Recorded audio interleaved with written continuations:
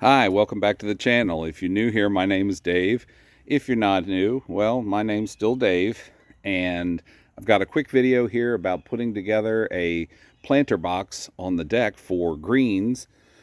Before we get started, if you like and appreciate the things that you're seeing, I would appreciate if you, ooh, geese flew overhead. If you like and appreciate, what was I saying? If you like and appreciate what you see here, then I would very much appreciate if you would like and subscribe to the channel. It will help me immensely.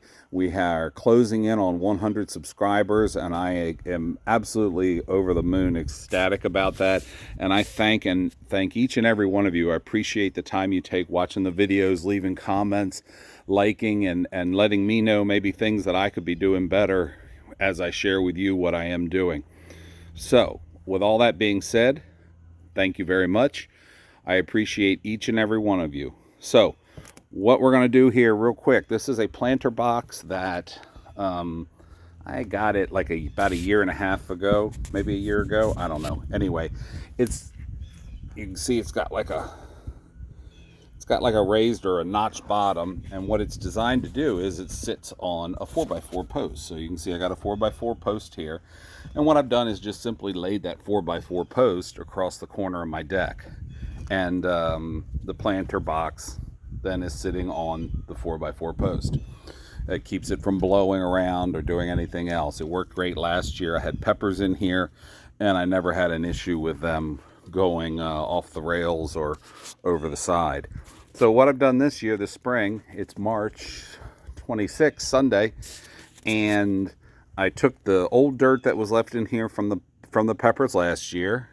I added some leftover, an open bag of leftover Jiffy, as you can see, seed starter, and then I had some leftover soil from one of my hanging plants from last year. I pulled all the, you can see I pulled all this stuff out and kind of cleaned it up a little bit.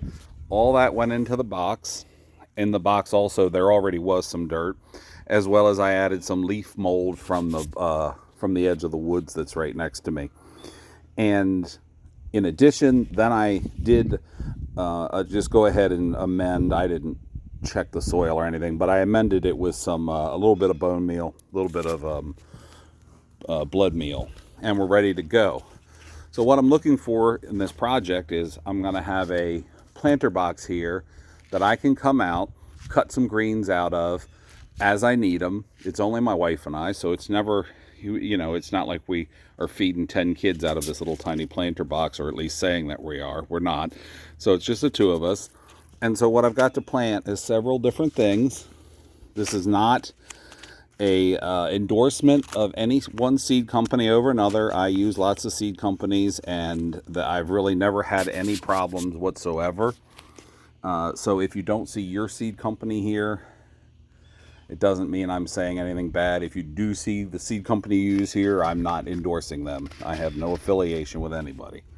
So I've got Bloomsdale spinach, and I've got some radishes, and then I've got some Bibb lettuce.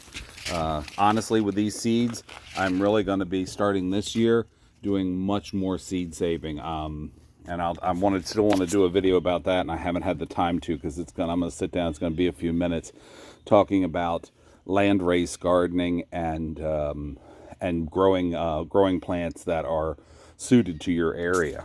But that's for another video. So what I got here is I've got those three. So we're going to do a row of spinach, we're going to do a row of lettuce, and right in between we're going to do a run of the radishes.